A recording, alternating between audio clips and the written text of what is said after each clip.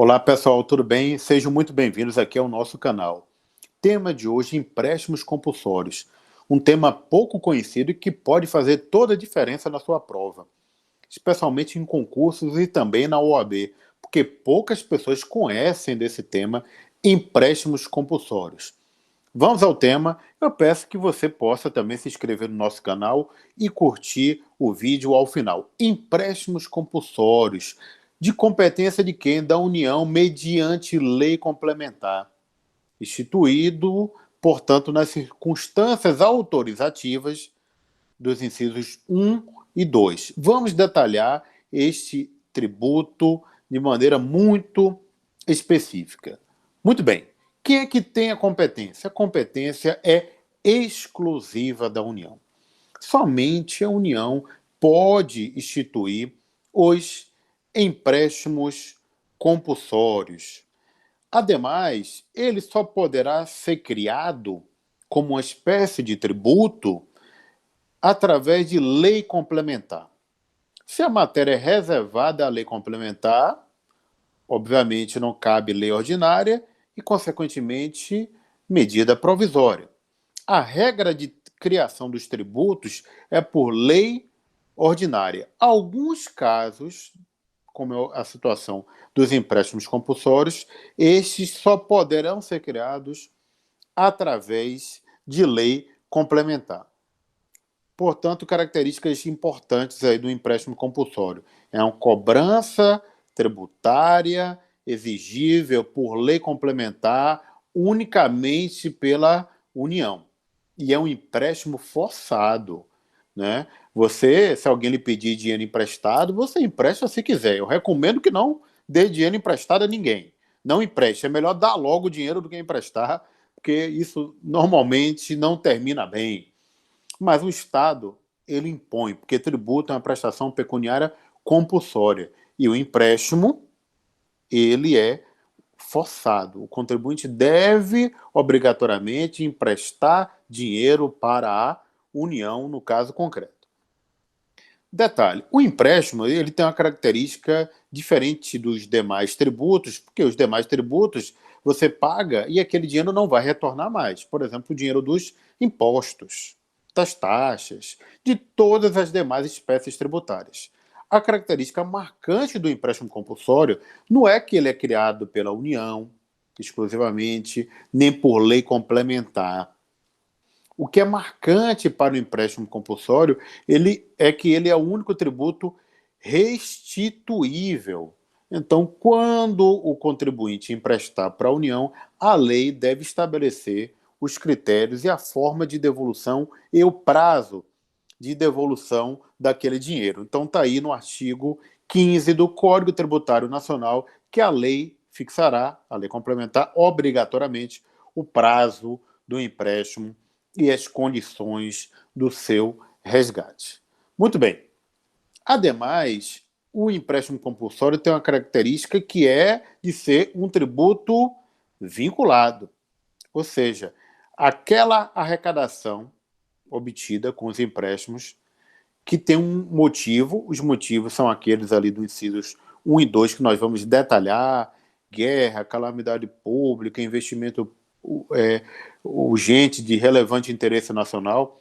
Essas circunstâncias aí autorizativas são os motivos da instituição do empréstimo compulsório.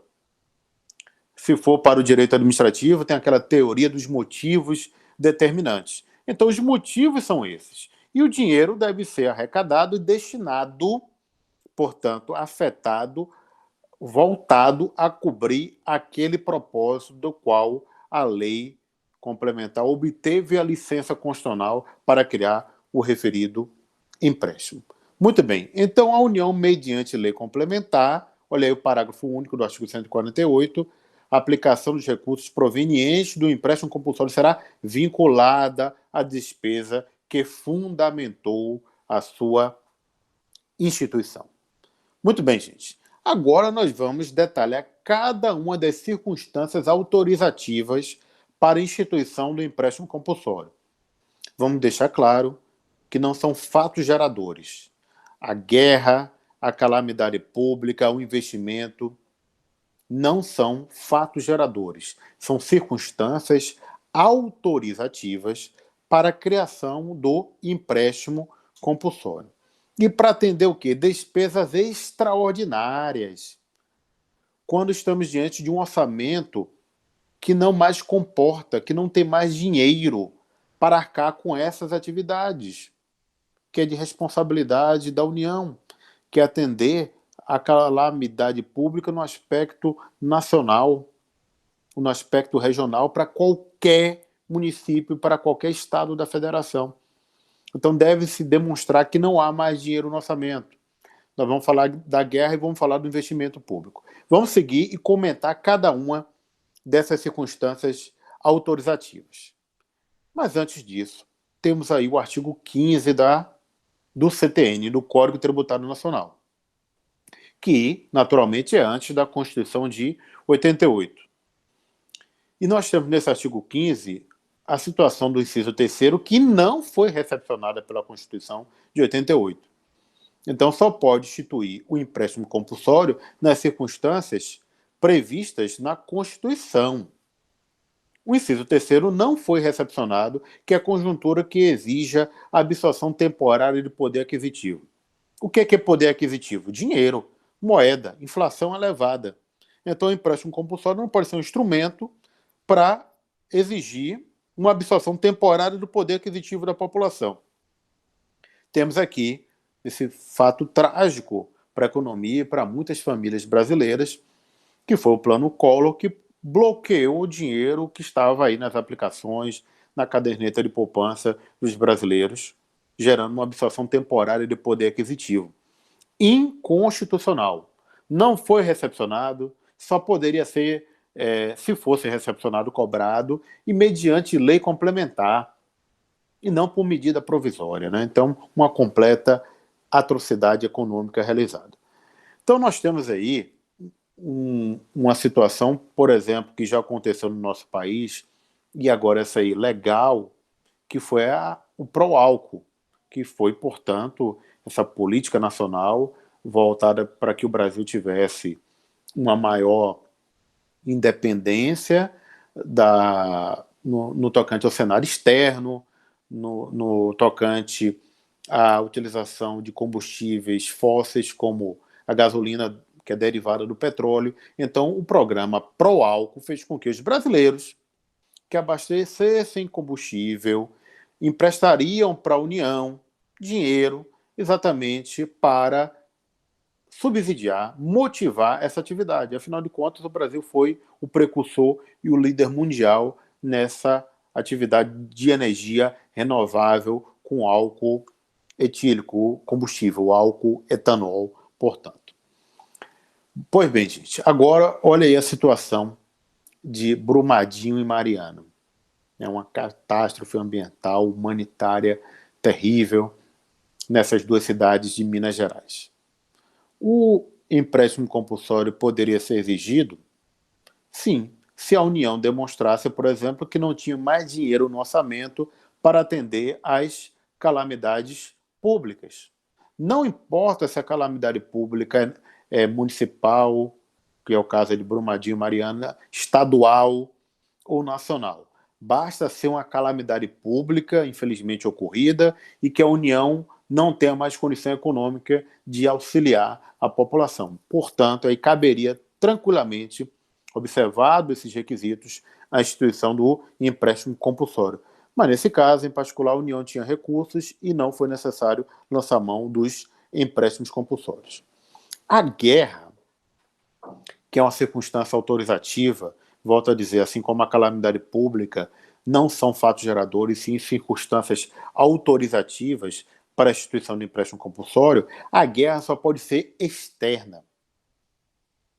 O Brasil entrou em guerra com o Paraguai, infelizmente, uma covardia, um ato que na história se coloca como direcionado pela Inglaterra, em que o Brasil acabou dizimando boa parte da população desse país vizinho, um querido país do Paraguai, e que era um país extremamente próspero naquela ocasião. Então, O Brasil cometeu esse ato aí de covardia e a guerra, para ser deflagrada, tem que ser uma guerra externa e que o Brasil procure se defender. O Brasil não vai atacar um outro país gratuitamente. Isso é muito importante. O Brasil prega na sua Constituição pela não intervenção e por um comportamento pacifista. Se for uma guerra interna, está aí a Revolução Farroupilha, destinada à tributação do charque, da carne gaúcha, portanto, para a coroa. Nesse caso, é uma insurgência interna, uma guerra civil, e não caberia a instituição dos empréstimos compulsórios, que é apenas para a guerra externa. Muito bem. E a questão aí das Olimpíadas? Será que seria algo possível de instituir um empréstimo compulsório na época, Rio 2016? No tocante a investimento público de caráter urgente e relevante interesse nacional? Será que é urgente? Não. A Olimpíadas é planejada com antecedência e não é relevante interesse nacional propriamente porque ficou mais voltada ao estado do Rio de Janeiro. Então não seria uma circunstância passível da exigência do empréstimo compulsório. Agora, o que é investimento público urgente de relevante interesse nacional? O Brasil passou por um período de apagão energético e a geração de energia através das termoelétricas, térmicas a gás natural, está aí, inclusive na Bahia, tem grandes termoelétricos, Termocamaçari, Termobahia, que utiliza o gás natural, que é mais caro, para produzir energia quando tem a falta de água, fazendo com que o valor da energia, da tarifa de energia elétrica, seja mais alta. Por isso que a gente tem hoje bandeira amarela, bandeira vermelha, mas em compensação há uma estabilidade do fornecimento de energia quando dá escassez de água. Mas essa energia produzida é mais cara, então os grandes consumidores de energia emprestaram dinheiro para a União na ocasião para gerar o programa prioritário das termoelétricas voltadas à geração de energia não renovável, mais cara, mas pelo menos garantindo o fornecimento no sistema. Muito bem. E agora, também para fazer um comparativo nesse aspecto aí da guerra, no tocante ao empréstimo compulsório, nós também temos que a Constituição pode instituir um imposto extraordinário de guerra, compreendidos ou não em sua competência tributária. Detalhe, os empréstimos compulsórios e o imposto extraordinário de guerra, eles vão utilizar fatos geradores de outros tributos. Então, o empréstimo compulsório pega também emprestado não apenas o seu dinheiro, mas o fato gerador de qualquer outro tributo. Porque a guerra, a calamidade e o investimento não são fatos geradores. São circunstâncias autorizativas. Nós vamos detalhar isso mais à frente daqui a pouquinho. Mas essa característica é válida também para o imposto extraordinário de guerra, que também só pode ser instituído pela União. Mas observe, não está apontado aí que é por lei complementar. Logo, poderá ser por lei ordinária e, consequentemente, em razão da relevância e da urgência, será possivelmente por medida provisória. Mas enquanto contribuinte, o que é que você preferiria? Ser tributado pelo empréstimo ou ser tributado pelo imposto? Acredito que seja ser tributado pelo empréstimo. Afinal de contas, o dinheiro será devolvido. A professora não queria ser tributado de maneira nenhuma. Aí já é mais complicado, porque uma coisa é certa nessa vida é pagar tributo, mas especificamente um empréstimo em razão da calamidade pública, da guerra no investimento, a gente não quer pagar, e muito menos o imposto também extraordinário de guerra. Mas se tiver de escolher, é melhor que seja um empréstimo, porque ele será restituído. Mas vamos lá. O que é o fato gerador? Uma situação definida em lei como necessária e suficiente à sua ocorrência, a descrição de um tributo. A natureza específica de um tributo é determinada pelo seu fato gerador. Então, a descrição é a tipicidade do tributo, propriamente fazendo comparativo, aí, mutatis mutandis com direito penal. Crime, fato típico, antijurídico, punível e culpável. Direito tributário, você vai ao encontro do interesse da sociedade, enquanto no direito penal de encontro. Mas há uma tipicidade, há estrita legalidade, há uma descrição normativa. E o nosso patrimônio deve ser protegido pela estrita legalidade, que é a cobrança do tributo, que faz com que a gente leve dinheiro aos cofres públicos, assim como a nossa liberdade também deve ser tutelada pelo princípio da estrita legalidade. Então, o que é que nós temos aí? O fato gerador é essa circunstância legal prevista. Mas, tanto no empréstimo quanto no imposto, a União pode pegar emprestado, por assim dizer, o fato gerador de qualquer tributo, porque é uma circunstância excepcionalíssima, portanto. Daí o IPTU, olha ali também o IPVA, nada impede de, na cobrança do IPTU, vir ali IPTU de competência do município, mas empréstimo compulsório ou imposto extraordinário de guerra de competência da União. Vai separar. Vai no mesmo boleto utilizar o mesmo fato gerador do IPTU, que é a propriedade predial e territorial urbana. Um é o IPTU, que não volta, e a outra é o empréstimo que vai retornar. E se for o imposto, esse também não volta. Mas será utilizado o mesmo fato gerador, com duas cobranças distintas. A mesma coisa para o IPVA. O IPVA é de competência dos estados e do Distrito Federal, sobre a propriedade de veículos automotores. Mas a União pode pegar emprestado esse fato gerador para pegar o dinheiro emprestado do contribuinte e restituir ao final no prazo estabelecido pela lei complementar. Pois bem, agora nós temos que falar aqui também do princípio da anterioridade aplicável tanto ao imposto extraordinário de guerra quanto ao empréstimo compulsório. O imposto extraordinário de guerra, por ser urgente, por ser algo extremamente prejudicial à sociedade, com a urgência urgentíssima, não vai se observar o princípio da anterioridade. Nós temos a anterioridade anual e a anterioridade nonagesimal. São os princípios relativos à condição de não surpresa. O Estado não pode surpreender o contribuinte cobrando, via de regra, o tributo no mesmo ano, no mesmo exercício, tem que esperar o exercício seguinte, olha aí, 1º de janeiro do ano tal, e também tem que esperar um intervalo, o interstício mínimo de 90 dias. Então, isso era muito comum. Antigamente, se criava um tributo em 31 de dezembro para cobrar em 1º de janeiro. Cumpriu o princípio da anterioridade, tá vendo? De 31 de dezembro para 1º de janeiro. Anterioridade anual. Não, isso pode tranquilamente, né, prejudicar o contribuinte. Então, por isso que foi modificado. Além de observar o princípio da anterioridade anual, tem que observar pelo menos 90 dias. Então, tem que esperar 90 dias para instituir o tributo.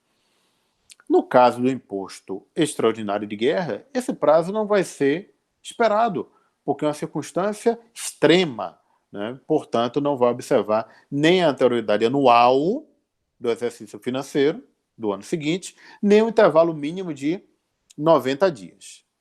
Por outro lado, o empréstimo compulsório, nós temos duas circunstâncias aí. A guerra e a calamidade, pela sua própria essência, não pode deixar proliferar a calamidade pública, por exemplo, a calamidade de saúde, calamidade ambiental. Então, a exigência é imediata, não observa nem a anterioridade anual, nem a anterioridade nonagesimal. Ou seja, o tributo é criado hoje e pode ser exigido amanhã. Já o empréstimo compulsório em razão do investimento público, apesar de urgente, mas ele tem que observar a anterioridade anual e a anterioridade nonagesimal para dar tempo do contribuinte se preparar. Então, sendo criado hoje, vai ter que esperar o ano seguinte e, pelo menos, dentro da data da publicação até a sua exigibilidade, pelo menos 90 dias. A anterioridade nonagesimal, ou seja, anterioridade ou princípio da não surpresa. Pois bem, gente, são essas nossas considerações de hoje aí sobre o tema empréstimos compulsórios. Eu peço que você possa se inscrever no nosso canal, curta o vídeo, lhe agradeço imensamente e grande abraço, gente. Vamos ficar atento aí e ao próximo vídeo. Tudo de bom.